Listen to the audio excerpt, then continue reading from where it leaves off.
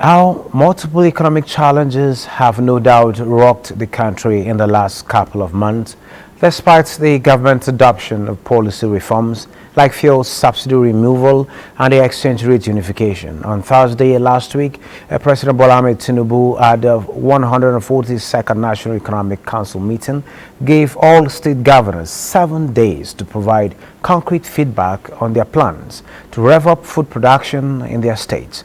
The president also announced a national construction and household support program which will see 100,000 families in each state getting 50,000 grant for 3 months, 155 billion to be disbursed for assorted food, 540 billion for household grants, while 36 states and the Federal Capital Territory will get 10 billion naira allocations each for CNG buses, all estimated to cost more than 1 trillion naira.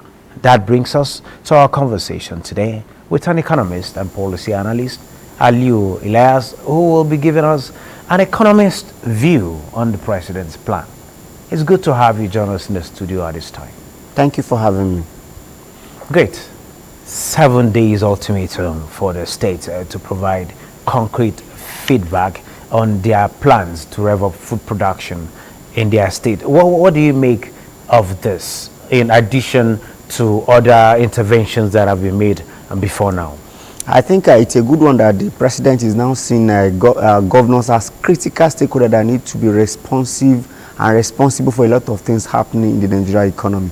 You agree with me that presidents is also need to take those states to be important, indicates that a state is much more closer to people and they're expected to make things happen in terms of agriculture production, bring relief to people, and a whole lot of things. Perhaps they also have the internal IGR and they also know what is much more important. So I think with this declaration from the president, that's now bring the onus all up to the governors that you need to be responsive and give me reports of what you think I should do. In fact, President emphatically said that I am ready to support whatever you bring. Go within 7 days and bring solution that you think we can work to. So I think it's for governors now to bring about what they actually do, and it must not be one size fits all. It must be each state bringing each solution to its people.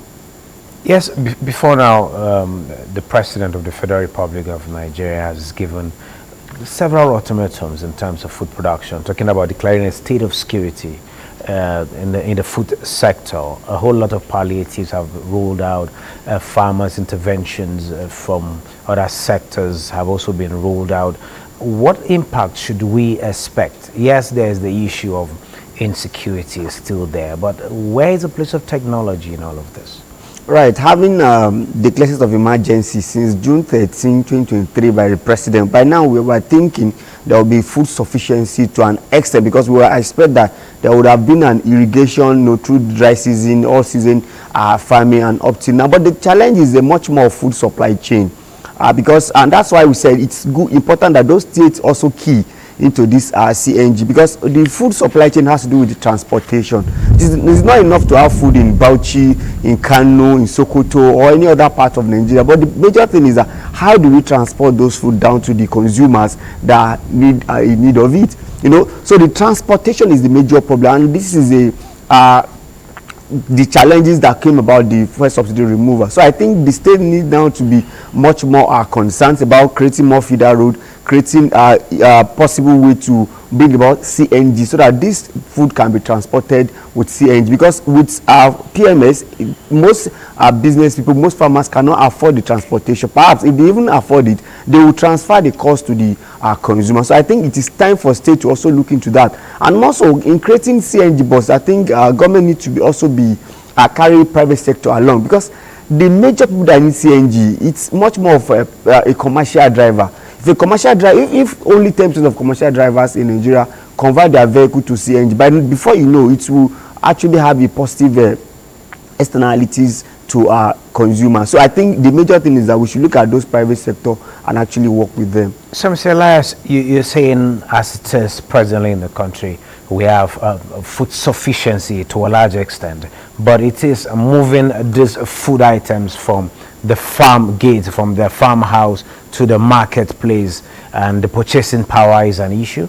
Yes, I wouldn't say there is food sufficiency as expected, because you should know that we are still ravaging with insecurity and a lot of things in the farm.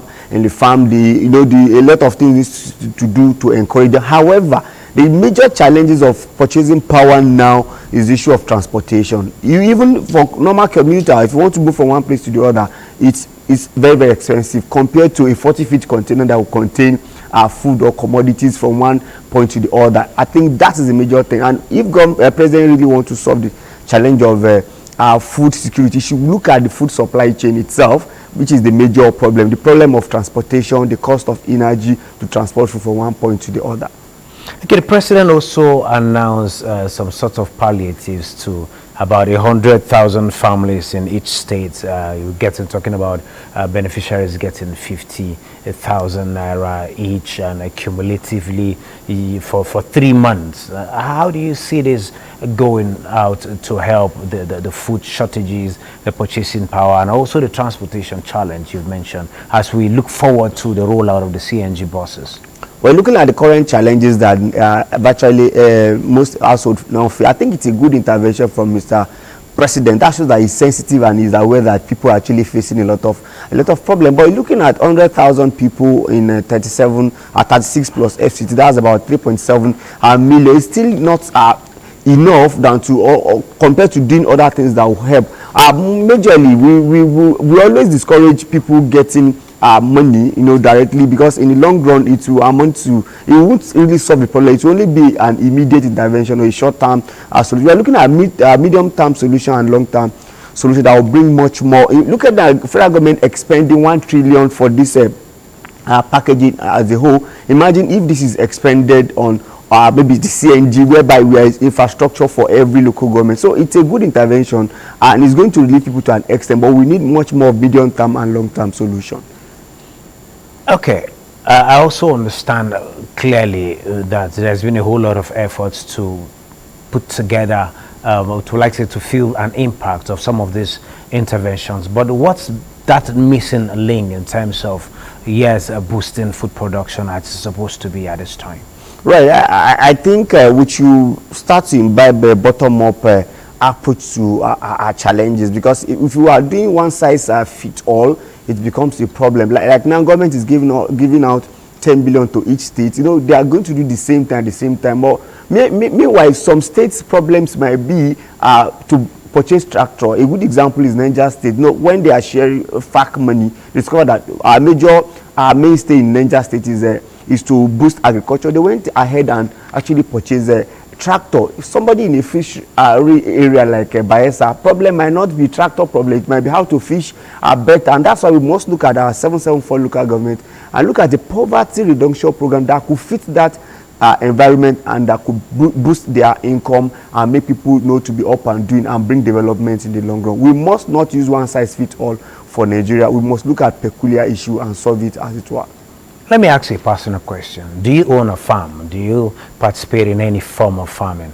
Right. When you ask, do I own a farm, I can tell you that there's a supply chain in that area. So I own one of the supply chain. So when we are talking about owning a farm, the people that actually produce the feed is fertilizer is one. The people who actually go to the farm is one. The people who buy the produce and sell it is one. And that's why we must all tap all the value chain. I mean, the value chain. You must not pick a hoe and cutlass, but you need to be in the value chain to actually help Nigeria to develop. Great. Talking about value chain and efforts at boosting food production, how do we get to attract the youth, the Nigerian youth, to participate in this business, to see agri-food production as just a business? Right, I think that's very instructive questions. The best way to attract youth is to bring in technology and mechanize the farm. Because if you bring in technology whereby know that this value chain I can take advantage of, even the marketing part of it, it's also part of the value chain. So even people that actually buy the produce is part of the value. But the major thing we need to do, let's introduce technology to what we are doing. You know why? In a place of producing for 1,000, you can produce for 1 million, the same strength, the same capacity, the same person, but with technology. So I think bringing technology into farm produce or farm processing, I think this would have helped Nigerians youths to want to be in the farming value chain. Thank you very much for your contributions. Food production, food sufficiency, food business is conversation that is ongoing. I will continue to have it till we get to where we should be. Thank you, Mr. Ilias, for your time. Thank you for having me.